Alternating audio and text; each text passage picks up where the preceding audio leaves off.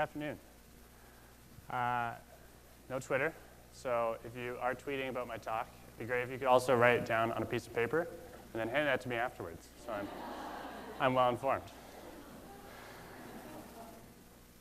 What if fewer of our farms looked like this, and more of them looked like this? What if our farms didn't just pursue the greatest yield at the highest efficiency, but were also sources of educational experience and information? My name is Cian O'Neill-Kizoff. I'm going to be following Zane's lead from this morning and talking about food. Specifically, I'm going to be talking about what I think we have to gain by all knowing more about it. 4 years ago, I didn't really care about food. I saw it as just another variable, along with money spent in the grocery store and time on cooking, that gave me a certain level of satisfaction.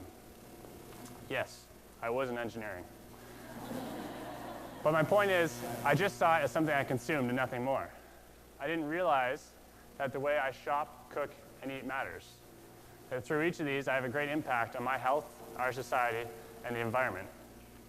And that as an individual, I am a part of a larger food system of production and consumption. Looking back, I would say that I was a blissfully ignorant and uneducated eater. So what happened? Well, my spark actually had nothing to do with food.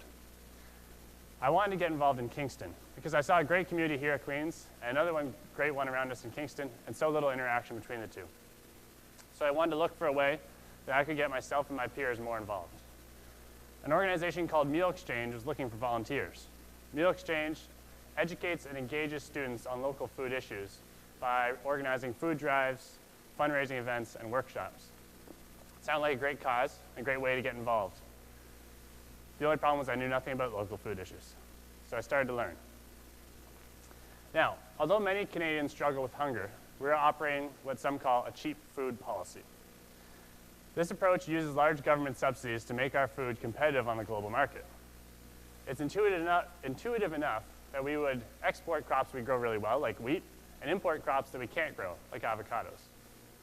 But strangely, we're also exporting the same types of produce that we're importing, like apples and tomatoes. And we're doing it at the same time that we're exporting them. So there may have been a time in the past where you weren't able to find local tomatoes in the grocery store, but somebody was consuming them somewhere else in the world. This system does a good job meeting our demand and also allowing us to eat these produce all year round. But it doesn't do a good job of supplying our farmers with a consistent income.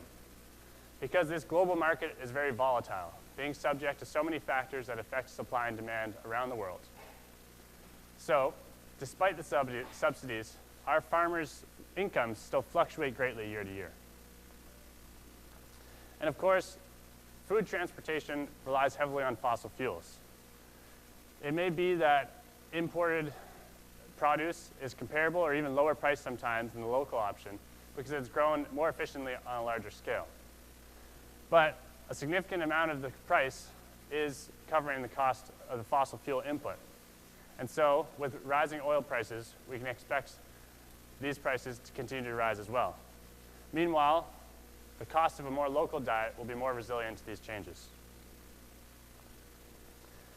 So at this point, perhaps as you are now, I was concerned. And maybe also like you, I didn't know what to do about it. That's when I found a group of local farmers that sell shares in their crops, a basket of fresh organic vegetables each week. It's through this framework called Community Shared Agriculture, or CSA, the customers pay at the start of the season, which helps take some of the financial burden off farmers, who otherwise might only receive income when their crops are grown. So I signed up with my roommate, and a few months later started to get my veggies. At some point earlier in that season, I had a salad. You can see my artist took some liberty with this drawing. But man, this was some salad. It had a field to fork time of maybe 3 hours. It was grown just a couple kilometers from my house. The lettuce had flavor, the cucumber crunched, and maybe the best thing about this salad was that it was good food. It was good for me, it was good for the local economy, and it was good for the environment. So, getting local, fresh, organic produce sounds great, but I was actually surprised at how challenging it could be. First, I had to rethink how I plan my meals, because typically, we think of what we want to eat this week, we go to the grocery store, without thinking about where it comes from or how it got to us, we get what we want. But now, I had to wait to pick up my veggies, and then plan my meals for the week depending on what was in season and what my farmer had planned for me. And while there's a great variety of food that can be grown in our region, it wasn't necessarily the food that I've been eating. I was getting the lettuce, cucumber, tomatoes, and green beans that I knew how to prepare. And I also was getting cabbage, parsnips, Swiss chard.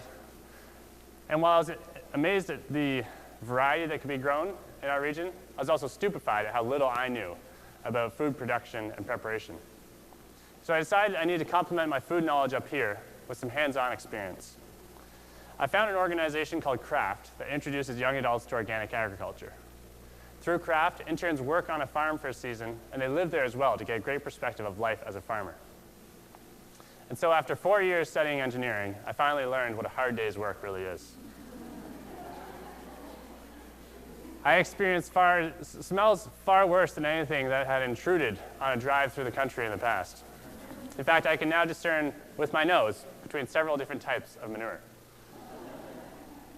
More than that, I learned every day what farmers do, what makes vegetables taste good, and what organic means. And so organic changed from an expensive foodie trend at the grocery store to a fundamentally different approach to agriculture. These are organic hens. They spend most of their time outdoors. They have lots of room. They lay eggs as often as is natural for them, and they don't require any medication to survive in these conditions. On the other hand, most hens aren't organic. They're confined in cages. They're exposed to UV light so that they lay more eggs than natural. And because they'd otherwise die in these conditions, it's necessary to give them antibiotics. Now, we don't have the same emotional reaction, perhaps, when we see vegetables packed tightly in rows. But we can see the difference between conventional and organic vegetable growing similarly. When we seek efficiency and we grow vegetables on a large scale, they're more susceptible to bugs and pests and disease. Conventional growers counter these threats to the plants by applying poisons to them. I'm not exaggerating here. The chemicals they put on our food is poisonous to us. Food regulation requires that only trace amounts of these chemicals are still present when the food is sold to be consumed.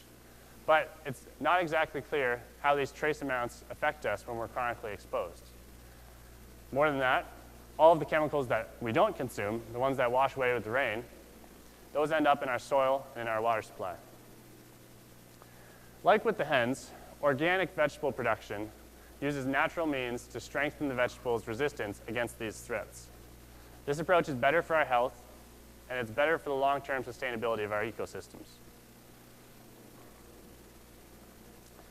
Now, I would be remiss if I talked about food in Ontario without talking about hunger in Ontario, because I also have a hope that if we knew and cared more about where our food comes from, we would be less tolerant of hunger in our society.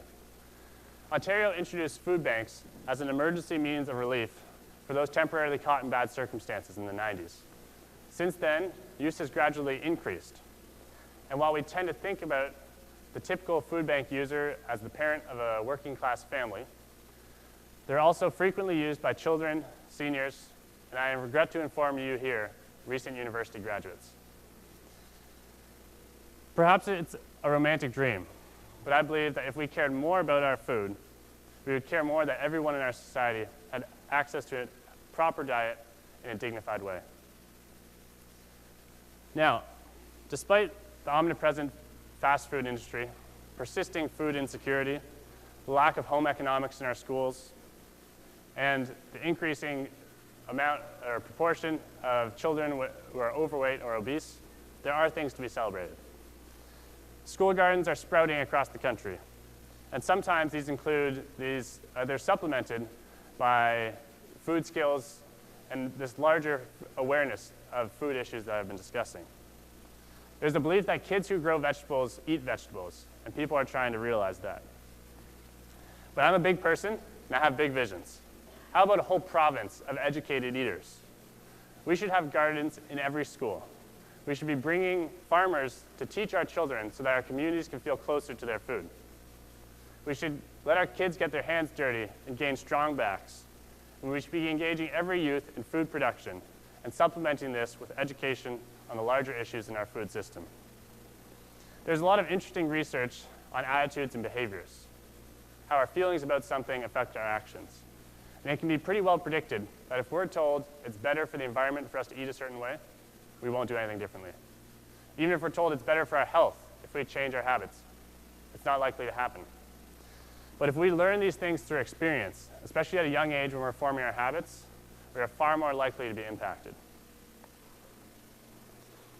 My food life has been an amazing journey, and it's made a great difference to how I shop, cook, and eat. I have a vision now of a time in our future where everyone can have these experiences. In this future, our diet contains more raw and from-scratch meals and less processed and preserved food products. And we all have an understanding of where our food comes from and how it's produced. And because of that, we choose local and organic options when we're able to.